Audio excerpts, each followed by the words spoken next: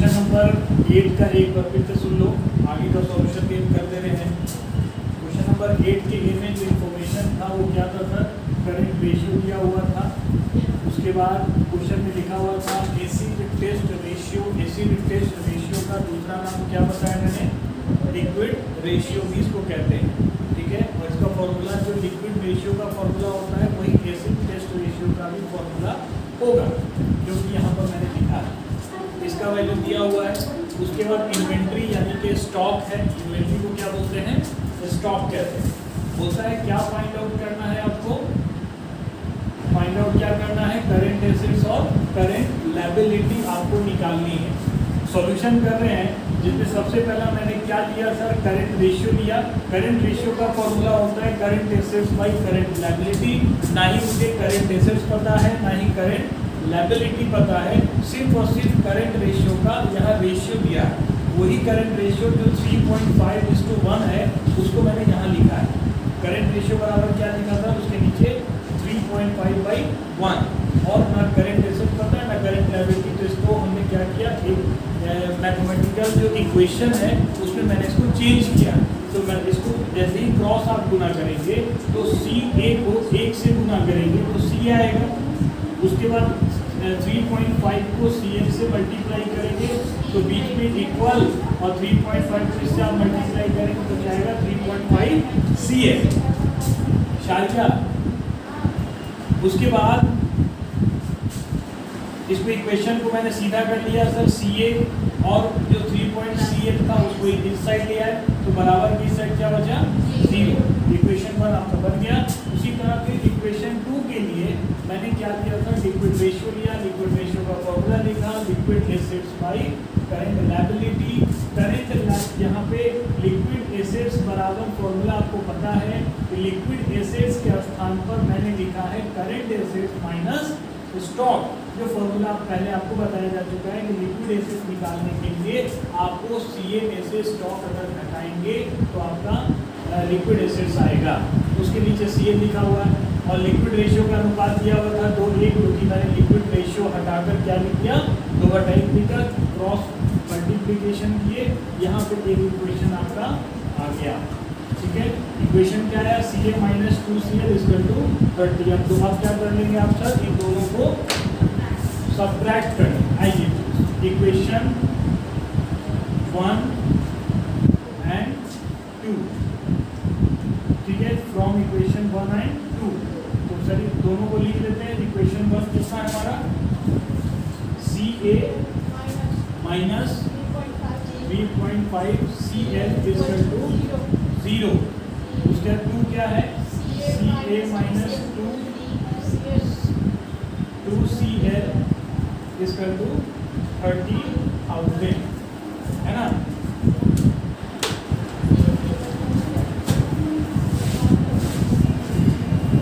चलिए प्लस में है तो इसको क्या करेंगे, ये माइनस में है तो इसको प्लस में, और ये प्लस में है तो माइनस में, तो ये कट जाएगा 3.5 CL, मतलब 3.5 में से 2 लेस कीजिएगा तो क्या बचेगा, 1.5 बचेगा। 1.5 CL = क्या बचा सर, माइनस पाया। चलिए तो माइनस से माइनस लेस कर दें तो CL बराबर सर क्या हो जाएगा, 30/1.5 डिवाइड कीजिएगा, 20,000 आया। कितना आया, 20,000। इसका मतलब सर करंट लायबिलिटी कितना निकला होगा, 20,000। जब करंट लायबिलिटी आप निकाल लिए तो अब क्या निकालना होगा, करंट एसेट्स निकालना होगा। तो करंट एसेट्स निकालेंगे सर, लिखेंगे समीकरण यानी इक्वेशन 1 या 2 में रख दे मान, इक्वेशन 2, इक्वेशन क्या है 2, इक्वेशन 2 से क्या लिखेंगे आप, CA माइनस क्या सर, 2CL = 30। तो देखो CL का जो वैल्यू है वो हम इक्वेशन 2 में पुट कर रहे हैं, तो CA - 2 और CL की जगह क्या लिखेंगे, 20,000, तो इंटू 20 लिख सकते हैं और इसका 30,000। चलिए तो इसको सॉल्व करते हैं सर। तो यहाँ पे हो गया CA माइनस ये क्या हो जाएगा 40 इसका क्या होगा 30। तो CA बराबर हो जाएगा सर 30 और 40 पूरा ले जाके ऐड कर देंगे तो कितना हो गया करेंट एसेट 70,000। तो ये रहा आपका आंसर। करेंट एसेट भी आपका फाइंड आउट हो गया। करेंट एसेट कितना निकालिए, करेंट एसेट निकल गया 70,000 और करेंट लायबिलिटी कितना सर आपका 20,000। This is answer. Question number 9 देखो, क्वेश्चन नंबर 9 में जो दिया हुआ था मैं आपको बोल दे रहा हूँ फिर से। करेंट रेशियो है 3:1, क्विक रेशियो है 1.2:1, वर्किंग कैपिटल 1,80,000 और फाइंड आउट क्या करना है करेंट लायबिलिटी और स्टॉक करना है। तो सबसे पहला काम तो आप इसे निकाल लो। क्या लिखोगे सर, करेंट रेशियो बराबर करेंट एसेट्स बटा करेंट लायबिलिटी। तो करेंट रेशियो कितना है 3/1, ना ही करेंट एसेट्स पता है और ना ही करेंट लायबिलिटी। तो CA/CL लिख लीजिए, क्रॉस मल्टीप्लाई कीजिए सर, तो आ जाएगा CA इक्वल टू 3CL। तो CA बराबर minus 3CL equal to 0, equation 1। दूसरा इक्वेशन कैसे बनाएंगे, तो दूसरा इक्वेशन इससे बन जाएगा, आप देख सकते हो बहुत आसानी से बन जाएगा सर। वर्किंग कैपिटल बराबर होता है current assets minus current liability होता है। तो करेंट एसेट इसको सीधा कर दें तो इस तरह लिख सकते हैं current assets minus current liability equal to working capital.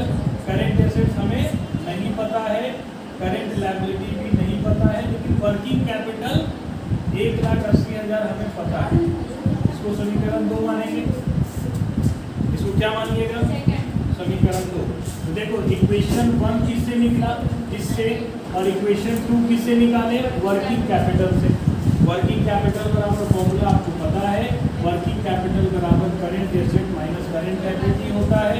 इसको पलट दिए सर, पहले current asset minus current liability लिखिए, उसके बराबर वर्किंग कैपिटल का वैल्यू लिखा हुआ था 1,80,000, इक्वेशन 1। अब क्या कीजिएगा, इक्वेशन फ्रॉम इक्वेशन 1 एंड 2। तो 1 क्या था, 1 में था सर आपका CA minus 3CL equal to 0 और इक्वेशन 2 में था CA minus CL equal to 1,80,000। चलिए लेस करते हैं सर, माइनस प्लस और माइनस कट जाएगा, 3 में से 1 गया सर, माइनस 2CL बराबर माइनस 1,80,000। तो CL बराबर 1,80,000 by 2 equal to current liability आपका कितना आया 90,000 रुपये। जब करेंट लायबिलिटी आ गया तो करेंट एसेट निकाल लोगे। कैसे, क्या करोगे सर, CL का मान इक्वेशन 1 या 2 में रखने। चलिए तो इक्वेशन क्या है 1 में रखिए, 2 में रखते हैं। चलो 1 में रख देते हैं, इक्वेशन 1 में है ना, वैल्यू पुट क्या है बोलो, जब इक्वेशन 1 CA माइनस 3CL बराबर 0 और CA तो पता है नहीं सर, 3 इंटू CL का वैल्यू कितना है सर 90 है। तो सर क्या हो जाएगा, CA बराबर 2 से भेज दें तो 9 के 27, 2,70,000। जब करेंट एसेट निकल गया, तो अब आपको क्या निकल जाएगा सर, क्या निकल जाएगा, स्टॉक निकालना है। स्टॉक कैसे निकालोगे, लिक्विड एसेट बराबर क्या करेंट एसेट माइनस स्टॉक, जानते हो ना। तो लिक्विड एसेट पहले निकाल लो सर,